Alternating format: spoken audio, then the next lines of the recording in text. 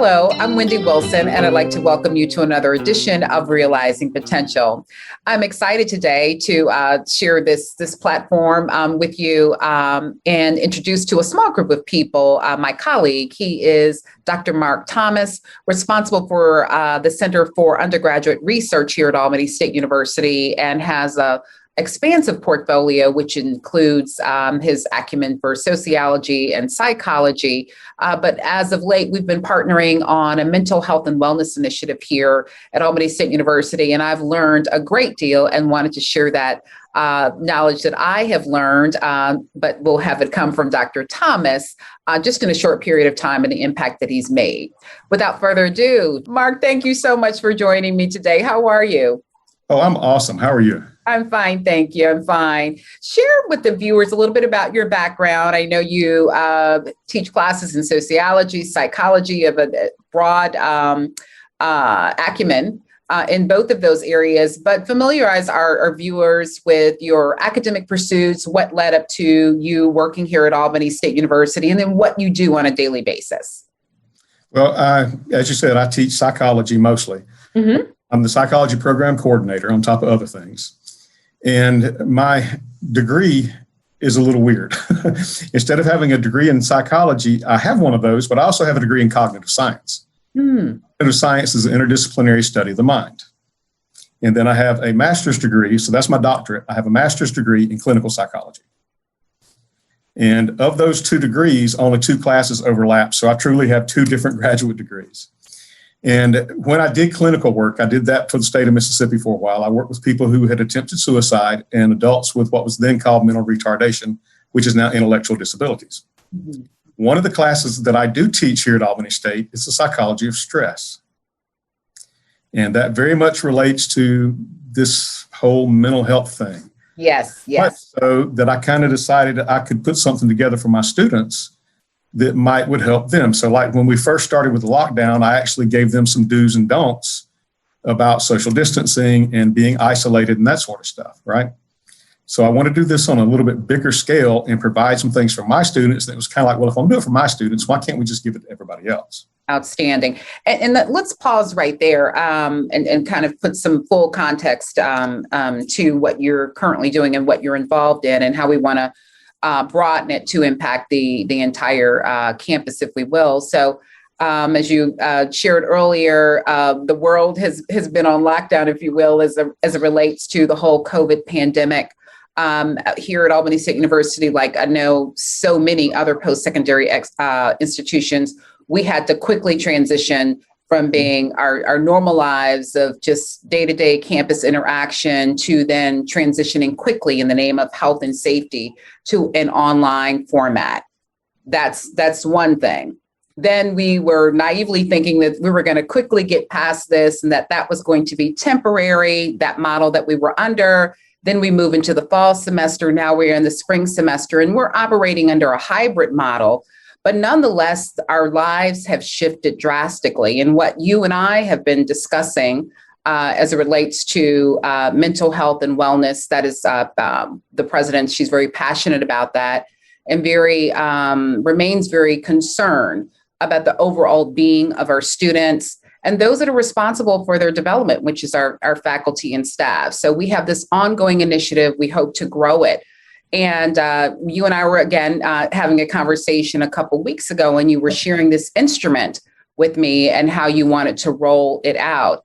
And I was struck, and I would like for you to share that with our viewers about how we do not understand the impact of stress and how those subtle moments can turn into something very huge. And if you don't get it under control early on, it can get out of control. You may not be able to always recover. Share a little bit about that. All right. So, we should have some T-shirts made that say, how's your bucket? That's what we should do. So here's the thing. Everybody has stress, right? And you function under different levels of stress depending upon who the person is. Some people function better under high levels and other people function better under low levels. So we all have our normal amount of stress that we carry, and it varies from person to person. Well, you can imagine that you're carrying around your stress in a bucket. So stress happens and it goes into your bucket. And we're constantly taking stuff out of that bucket all the time. We're getting rid of stress. So that's okay, right? The problem comes when we have like big life changes happen, or maybe a lot of little life changes jump on us at one time and gang up on us. What happens is these go into our bucket, and if we don't empty our bucket out fast enough, if it fills up and overflows, then we're at high risk for developing mental disorders or mental illnesses. So really and truly, what people need to try to do and what we all need to try to do, I say people, I'm including me in this, we need to try to manage our buckets. So we need to say, okay, this stress, I got no choice, I got to face it, because some stress you have to have in your life. You can't avoid it. You walk out to go to work, you've got a flat tire. There's nothing you can do but deal with a flat tire, right? You had no choice about that. Well, that's stress, and it goes in your bucket. How you deal with that stress depends on how long it stays in your bucket and what effect it has. Mm-hmm. So the trick is to remove stuff from your bucket and not let your bucket overflow. Yeah. You can also do things to make your bucket bigger, right? And the impact that this has on people that they don't realize, this instrument that you mentioned, which was the Holmes-Rahe Stress Inventory, it's got a long technical name, but it was made by Holmes and Rahe in 1967. It's been around a long time. It's been studied a lot. Depending upon how high you score on that, it will successfully predict how sick you're going to be over the next 2 years. So how many days off work are you going to have because you have to call in sick, right? And all that is related to stress, because stress affects every one of your systems in your body. Mm. So it affects your biological health. It affects your psychological health. And really and truly, what I want us to be able to do is get rid of the stress. People with what used to be called type A personality, which is now called type A behavior pattern. Why they changed the name, I have no idea, other than annoy me. But it's now called type A behavior pattern. These are people who are workaholics, who are really hostile about time. They're pushed for time. They're always late. They're always overbooked. They can't do one thing at a time. They have to try to multitask, right? And they're hostile about their time. As it turns out, they live about 5 years shorter than everybody else. Mm. And the reason is because stress causes hormones to be released into their blood too often, in particular cortisol, which is nicknamed the stress hormone. And this causes their arteries to get hardened, leads to coronary disease, and they have heart attacks and die, right? So if you manage your stress and you're a type A behavior pattern person, you can take back 5 years of your life that you wouldn't have. So what I want to do is give somebody 5 years of their life with this. Yes. That'd be awesome, right? Well, I'm on board. I took the test, and when I didn't, was probably trying to multitask when I was doing it. And so the number, I was like, this can't be right, a ridiculous number. Then I realized I didn't read the directions. You had said just to focus on the last year. And I share that for a reason, because, 2019, I don't know, the best script writer could not have even imagined, we'll use Shonda Rhimes as an example, could not have even created, as brilliant as her mind and creative is, anything that we experience. It was just one thing after another. And that was on top of our normal day to day. So last year was exceptional. So what it taught me is that we have to be, as you shared, very intentional about managing our lives. Some things that we cannot control, but the things that we can control, be very intentional about doing so. I want to add more than the 5, whatever, I can, but right. You again, and I've seen people who think they have a good grasp of it. And then the manifestation of that stress, surfaces in one form or another, but we certainly know it manifests in a way that is not always healthy. Well, it's kind of funny. People work out, they count their steps. I mean, how many of our colleagues run around this university and they compete against one another about who gets the most steps in, right? That's right. They're show-offs. But they don't manage their stress. They don't take the time to manage their stress, and your stress level is just as important as your physical health. Yeah. It affects your physical health and it affects your psychological health. Right. Yeah. I mean, it's sad. This is true. Another source of stress for a lot of us are finances. Mm. Right? And people will sit down and they will spend a whole lot of time on their finances. And that's good. They should. Managing their budgets, these sort of things. Well, once your finances are in order, there's another source of stress that people have that is quite often a major source of stress. And that's time management. Yes. And I actually include in this whole thing that I've got together a section on time management. Okay. And time is infinitely more valuable than your money if you think about it. Indeed. You can always get more money. You may have to work hard to get it, but you can always get more money. At You that can't time. get time, right? That is so very true. That's true. And so, again, I was very interested, intrigued by the instrument. And when you said I need to determine a way in which we can roll this out. And so what are you envisioning? I know there was a module that you were preparing that we're going to go to the faculty, and you're also kind of modifying that for our students and then for our staff as well. So just give our viewers a kind of an understanding as to what an individual will experience when they're taking that exam or experiencing the module, if you will. Well, it's not really an exam, and I don't want to do a module. Basically, if I were to publish this, it would be the stress handbook. Okay. All right. So the first part is about those major life changes. So which ones of these can you do something about? So you take a measure, the Holmes-Rahe scale, and look at your major life changes so you know where you stand. The second part is about another source of stress, daily hassles. There's an assessment that goes with daily hassles. And along with that is an assessment that goes with what we call uplifts. So uplifts are the things that happen that make us feel good. It turns out with your day-to-day stress, your daily hassles, things like misplacing your keys, are offset by the good things that happen daily. So the trick is to keep track of those and get a positive balance. You know, don't overdraw your checking account, so to speak. Yes. And then the next part, so it's in 4 parts. The next part is, let me keep it straight in my head here. The next part is related to time management. Okay. And I explain Covey's time management, a couple other different time management strategies. And then the final part is dedicated to more invasive stuff that people experience from time to time, things that everyone's kind of vulnerable to. So it addresses things like drug use, things like this, you know, that people may experience, psychotic symptoms that you might experience, things like that, so that people will know what they should do. So basically what it does is it steers you. You look at it and you say, well, oh, I fit this. Then I give you something that you can look at and say, okay, this is no big deal, or this might be a problem. It's not going to tell you it's a problem. It's going to say this might be a problem, and then I steer you to wherever you need to go to get help. If you can't handle it on your own, if it's something you can handle on your own, hey, I got 21 tips in this thing to relieve stress, so you might can handle it on your own. Okay. Outstanding. Thank you for that clarification, providing specifically to me about that is not an exam. It's not necessarily a module, but just an instrument that will, again, get you to think and help guide you. And certainly it resonated with me, help you to acknowledge what some triggers are, what some stressors are, and then moving into that, the management of those, being mindful of that.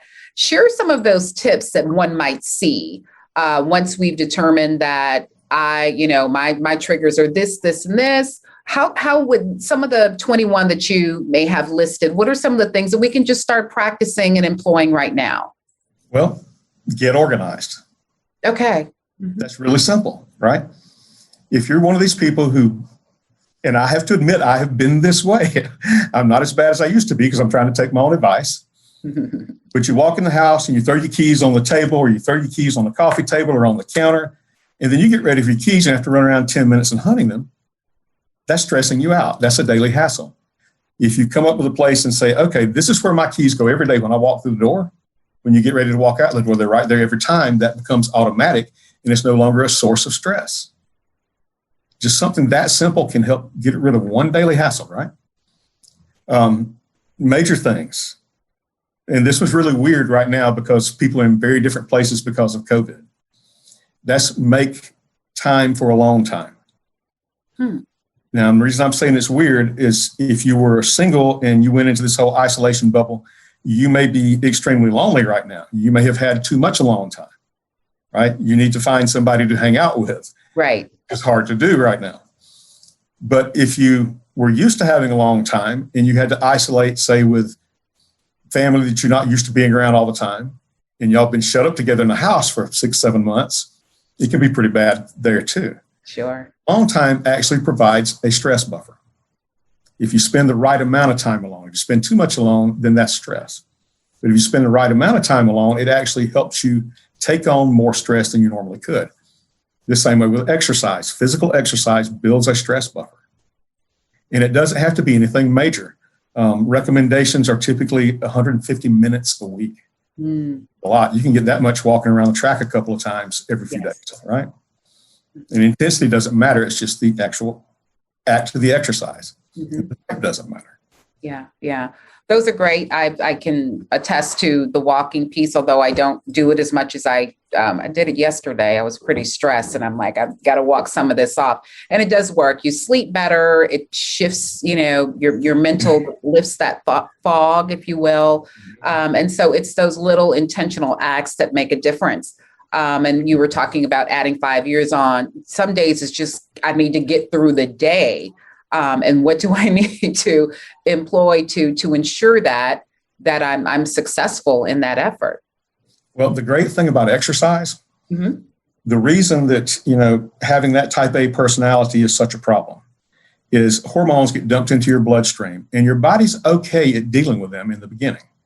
So it cleans them out. And difference between your endocrine system or your hormones and your nervous system is your endocrine system is a slow messenger system. The nervous system's fast. Endocrine system's slow. So it dumps the hormones into your blood. They get circulated around, and that's how they get absorbed and used. Right? Well, if you go into fight flight, which I'm sure everybody's heard of. Yes. Type A people go into fight flight a lot. This is what triggers the dumping of those hormones in your blood. So your body cleans it up, and it takes a few hours because it's a slow process. It's got to filter all your blood. Well, if you go back into fight flight again too soon, your body sort of reacts and says, okay, apparently you really did need these. So I'm going to leave them in here longer this time. Oh, wow. Longer to clean them out. And that's where the problem comes with it causing your arteries to get hard, because now these hormones are attacking your artery walls, right? So exercise actually helps burn up some of those hormones. Okay. Because they were dumped into your blood so that you could either fight for your life or run for everything that you possibly could. Sure. So if you get out and burn some of them or do some exercise, you're actually burning some of those hormones. So you're helping clean it out by using them. Good deal. Well, I can already tell you right now, and I've not asked you, that we're going to have you come back so that we can discuss this in detail. And of course, the purpose was of this conversation was just to introduce to students and then our fellow colleagues that this instrument is coming out. We want them to take advantage of it because, of course, how they feel, how they function impacts their ability to perform on the job. So it's a multitude of benefits. But if you're not well, then I can't present well or perform well in our roles. So that's the goal of this. But I know our viewers are also benefiting. And it's just so critically important these days because we're still in the middle of, we're seeing a little light on the end of the tunnel, but there's still the stress of it. And then what I am concerned about and would love to have you come back to discuss is, the long-term effects of what we have endured over the last year. And I didn't even couple that with, of course, we dealt with the pandemic, we're dealing with the pandemic, but the social unrest that has been up close and personal in all of our lives. And we've been facing that on a day-to-day basis and living that. And so how is that taking a toll on us? And again, I'm always mindful of processing situations and moments because oftentimes we think we've dealt with it. And we see it years down the road when you haven't dealt with it, but it dealt with you, if that makes any sense. This is where the bucket comes in. Okay. So I have something major happen and it goes in my bucket. Mm-hmm. Maybe I've got room for it. I'm okay, right? So I'm carrying around this stress and I haven't dealt with it. Yeah. And a bunch of other things happen and they go in my bucket. They don't have to be big things. 4 or 5 little things can go in there and make my bucket run over. Mm-hmm. I'm sick. Gotcha.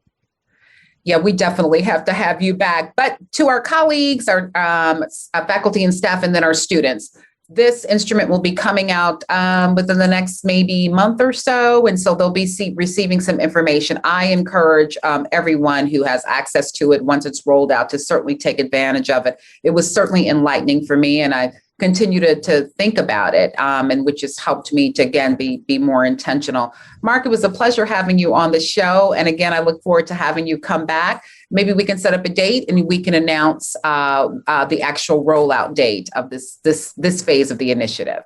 Okay. Great deal. That would be awesome. Good deal. Thank you for today. Thanks for having me. My pleasure. My pleasure. Viewers, thank you for joining me for another edition of Realizing Potential. I'm Wendy Wilson, and I look forward to seeing you next time.